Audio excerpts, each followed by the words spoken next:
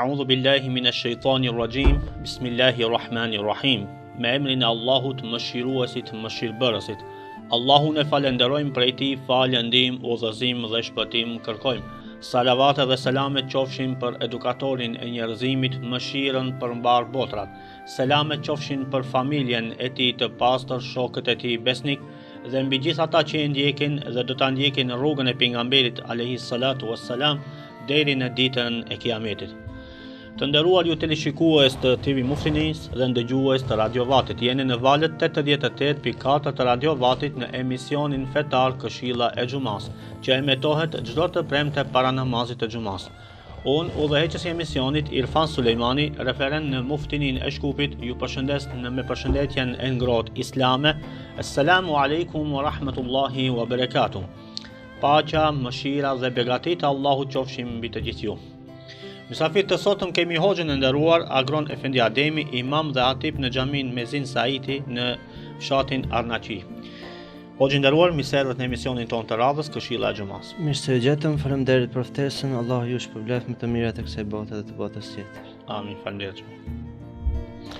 Tema e sotme që do ta elaborojmë së bashku me hoxhën e nderuar është dashuria ndër vëllazërore në kohën kur njerëzit janë të rënë pas materializmit.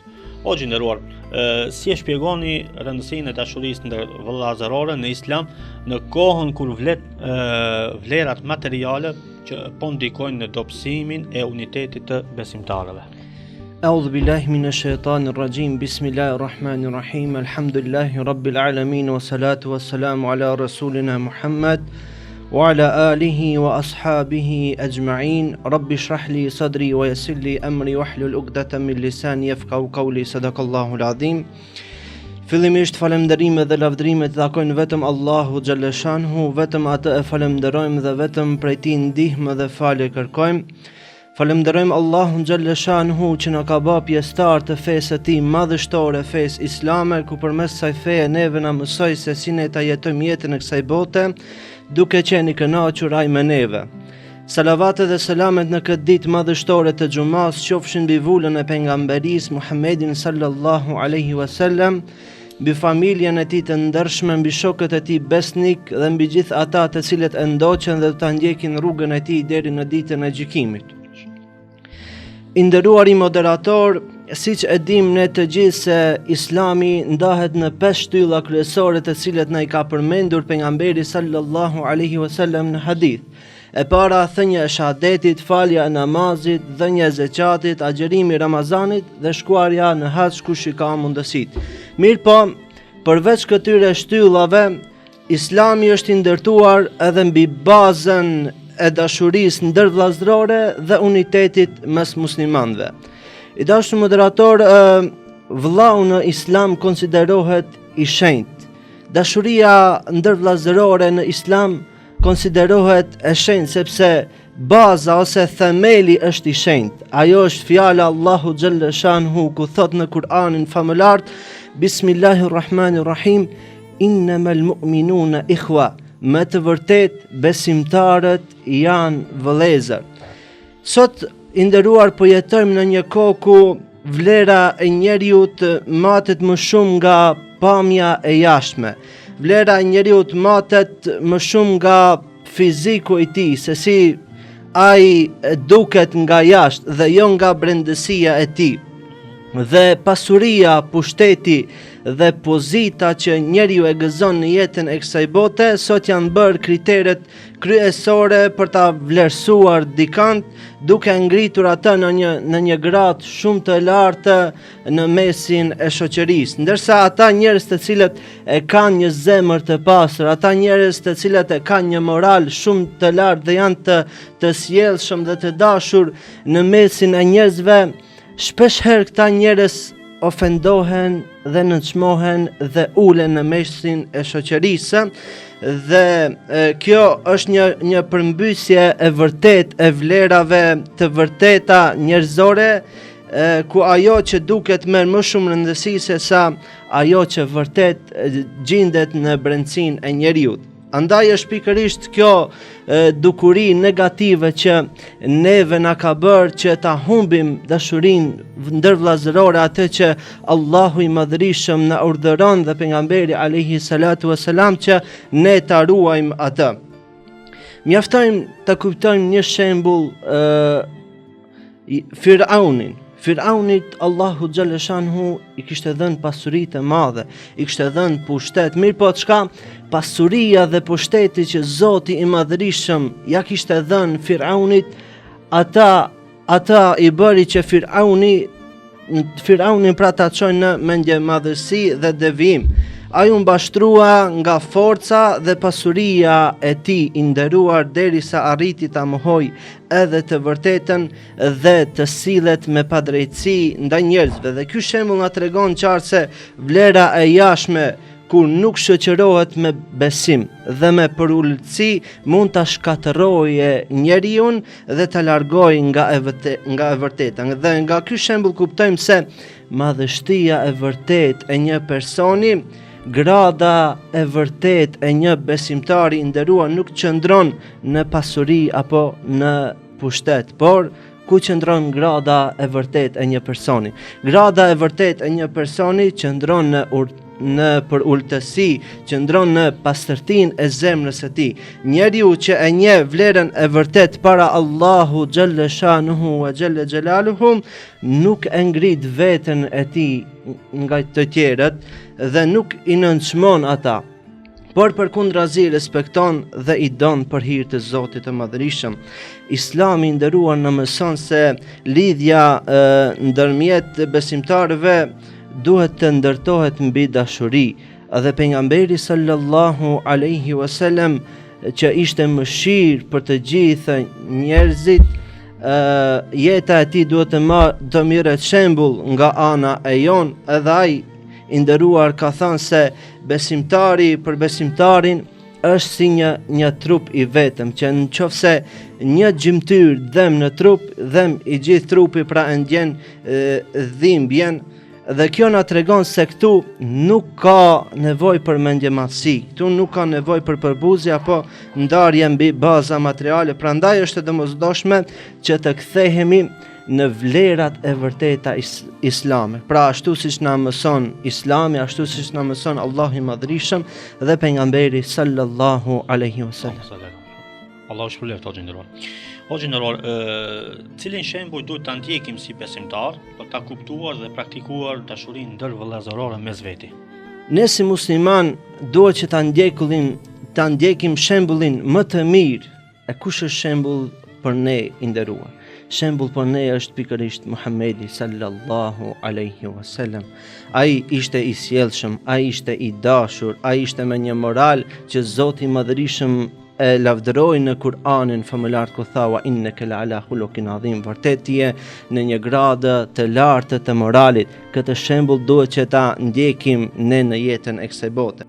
Pejgamberi sallallahu alaihi wasallam e kishte një shok i cili quhej Zahir. Dhe ky shok i pejgamberit alayhi salatu wasalam vinte nga shkretira, dhe kur vinte nga shkretira i silte dhurata Resulullahit sallallahu alaihi wasallam. Por edhe kur deshte që të largohej nga aty, pejgamberi alayhi salatu wasalam dilte e përcite i thoshte sahabëve të tjerë, Zahiri është fshatari jon, kurse ne jemi qytetarët e tij. Pejgamberi alayhi salatu wasalam e donte shumë, pa marrë parasysh se banorët e shkretirës e kishin një karakter pak të ashpër dhe ishin si të vrasht. Pa marrë parasysh kësaj, pejgamberi alayhi salatu wasalam e donte shumë. Dhe një ditë prej ditësh, përderisa Zahiri ishte duke e shitur mallin e tij në treg, Resulullahi sallallahu alaihi wasallam i shkoi nga pas Zahirit dhe e kapi me duart e tij duke ia vënë te gjoksi nga pas. Zahiri duke mos e parë se kush ishte, i tha me një herë, tha, "Lëshon, tha, kush je ti?" Kur e vuri re Zahiri se ishte Resulullahi sallallahu alaihi wasallam, nuk donte që ta lëshoj pra Resulullahi sallallahu alaihi wasallam, dhe në atë rast Resulullahi alaihi salatu wasalam duke e mbajtur ashtu tha, "A ka kush që e blen këtë sirop?" Zahiri tha, Ja Resulullah tha, po mua nuk më blen askush, sepse unë jam një rob i ashpër, nuk më blen mua askush. Tha, ti nuk je rob të Allahu Gjelle Shanuhu wa Gjelle Gjelaluhu, po ti të Zoti i Madhërisëm je shumë i shtrenjtë. Shembullin e dashurisë ndërvllazërore duhet ta marrim nga kjo ngjarje, i dashur moderator. Pejgamberi alayhi salatu wassalam e ka shfaqur dashurinë e tij edhe ndaj nesh, jo vetëm ndaj Zahirit. Po si, një ditë Resulullah sallallahu alaihi wasallam ishte duke kaluar nga varrezat dhe filloi që të qaj. E pyetën sahabët, pse po qan ja Resulullah?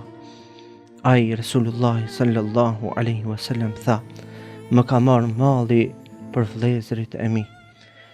Ata e pyetin, po a nuk jemi ne vëllezërit e tu ja Resulullah? Tha, jo, ju jeni shokët e mi. Vëllezërit e mi janë ata të cilët dhe të vinë pas meje, dhe të më besojnë edhe pse nuk më kam parë kur.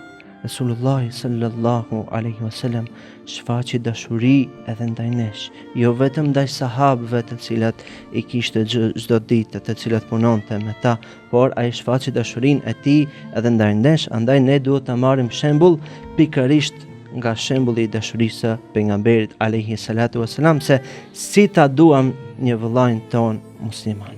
O xhenero, ju tregohet se si ishte pejgamberi alayhi salatu wasalam me sahabët, shokët e tij, si i donte pejgamberi alayhi salam shokët e tij, si i respektonte. Mirë, po a mund na tregoni si ishin sahabët me pejgamberin alayhi salatu wasalam? Çfarë respekti kishin ndaj pejgamberit alayhi salatu wasalam? Kështu më radh. Dashuria pejgamberit sallallahu alaihi wasallam ndaj sahabëve ishte reciproke. Pra, pejgamberi alayhi salam i donte ata, edhe ata e donin pejgamberin sallallahu alaihi wasallam. Saqë i nderuar tregohet një rast kur babai Ebu Bekrit, Ebu Kuhafe, shkoi dhe ta pranoi Islamin te Resulullah sallallahu alaihi wasallam, dhe kur vendosi dorën e tij mbi dorën e pejgamberit sallallahu alaihi wasallam, Ebu Bekri filloi që të qaj, fillojnë që t'i dalin lotët. Kur e pyetëm se po qana Ebu Bekr, ai Ebu Bekri radiallahu ta'ala a di çka tha? Tha, po të ishte xhaxhai i Resulullahit sallallahu alaihi wasallam, Ebu Talibi, Resulullahi alaihi salatu wasalam do të gëzohej më shumë. Çfarë dashurie, shikoj çfarë dashurie kishte ai ndaj pejgamberit sallallahu alaihi wasallam. Po ashtu tregohet rasti i Omerit radiallahu ta'ala an, ku në çastet e ndarjes nga kjo botë i nderuar, pasi që e kishin goditur me thik pas shpinës, a e diti se cili ishte brenga Omerit radiallahu ta'ala? Omeri radiallahu ta'ala në atë gjendje i qarë, gjithë trupi i tij ishte i qarë, i tha familjes së tij, tha, shkoni, tha, te Aisha radiallahu ta'ala anha dhe kërkoni leje që unë të varrosem afër Resulullahit sallallahu alaihi wasallam. Kjo është e brenga e tij në ato çaste.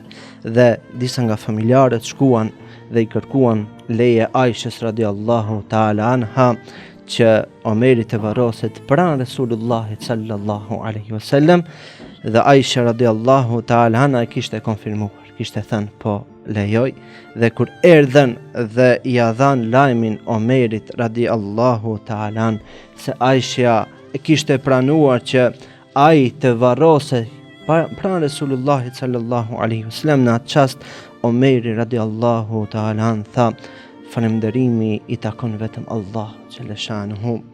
Pasha Allahun, tha, asnjë çështje nuk më ka interesuar më tepër se sa dëshira ime të varrosen pranë Resulullahit sallallahu alaihi wasallam.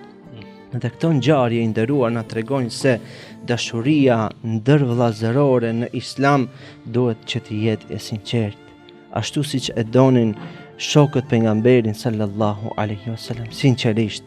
Pra, të duam vëllain ton për hir të Allahu xhelle shanuhu wa xhelle xhelaluhu, pa asnjë interes personal.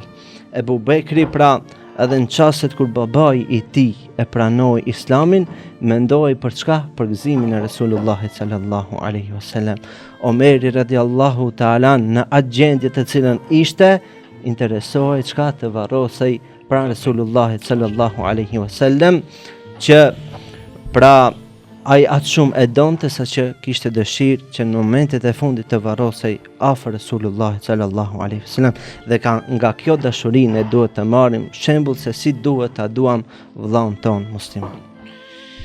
O xhenderor, pasi që jemi në minutat e fundit të emisionit, cili është mesazhi juaj për teleshikuesit e TV Muftinis dhe ndëgjuesit e Radio Vallit? I nderuar, mesazhi jam për fund është një hadith i pejgamberit sallallahu alaihi wasallam, ku tregon Resulullahi sallallahu alaihi wasallam dhe thot: kur banorët e xhennetit do të hyjnë në xhennet, ata do të vërejnë një mungesë të vogël. Nuk do t'i shohin shokët e tyre të cilët i kanë pasur në këtë dunja. Do ta pyesin Zotin e Madhrishëm, ku i kemi shokët që i kemi pasur në këtë dunja, që ndoshta kemi fal 5 kohë namaz, kemi dhënë zakatin së bashku, kemi mbajt Ramazanin së bashku, po ndoshta edhe në haxh kemi shku së bashku. Allahu i Madhrishëm do t'ju përgjigjet atyre, ata janë në xhehenem. Pse shkuan këta në xhehenem?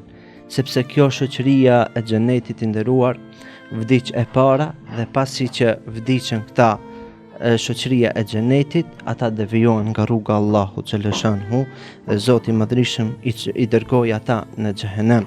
Mirë po, shikoni se çka është ta duash shokun për hir të Zotit xhaleshanhu. Allahu i Madhrishëm do t'ju thot banorëve të xhenetit: shkoni dhe nxirrni ata nga xhehenemi dhe merrni me veten në xhenet. Si që jeni dashur për hir të Allahut. Pasi që ju jeni dashur për hir të Allahu xhaleshanhu wa xhala xhalal. Ashe kjo është fryti i dashurisë ndër vëllezëror. Gjithashtu transmetohet edhe një rast ku një vëlla musliman kishte dashur që të shkon ta vizitojë një vëlla tjetër musliman larg me një fshat tjetër, dhe rrugës Allahu xhaleshanhu ja dërgon një melaçe që ta pyes. E pyeti melaçe këtë person dhe thot: ku je duke shkuar? Përgjigjet ky dhe thot: jam duke shkuar që ta vizitoj një vëlla timin musliman. Ai musliman, unë musliman, e du, më ka marrë malli për ta, duhet shkoj dhe ta vizitoj. Melaçja pyeti, tha: a ke ndonjë interes personal që shkon dhe ta vizitosh vëllaun tënd musliman? E tha: jo vallahi, tha, e du për hir të Zotit, pa asnjë interes personal në jetën e kësaj bote. E du, tha, për Allah. Atëherë tha: nëse ti e do për Allah, unë po ta jap një mishte. Allahu i Madhrishëm të don ty ashtu siç ti e don vëllain tënd. Kjo është një fryt i dashurisë ndër vëllezërore i nderuar. Kështu ne duhet i duam vëllezërit tanë, sepse kështu na do Zoti i Madhrishëm neve. Andaj, si mesazh për fund, le të jetë kjo ngjarje se si ne duhet ta duam vëllain ton musliman, dhe nëse ne e duam vëllain ashtu për hir të Allahu xhaleshanu, ashtu edhe Zoti i Madhrishëm do të na dojë neve. O xhenderor, Allahu ju shpëleft për elaborimin e temës, dhe shpresojmë që këshillat e juaja kanë qenë të dobishme për teleshikuesit e TV Muftinis dhe ndëgjuesit e Radio Vallit. Amin. Amin. Allah ju shpëleft edhe ju. Faleminderit edhe një herë. Faleminderit. Të nderuar ju teleshikues të TV Muftinis dhe ndëgjues të Radio Vallit, këtu është fundi i këtij emisioni ku mysafir kishim hoxhën e nderuar Agron Efendi Ademi. Deri në emisionin e radhës më nbeçet, Allahu apranoftë gjitha lutjet dhe ibadetet. Assalamu alaikum wa rahmatullahi wa barakatuh.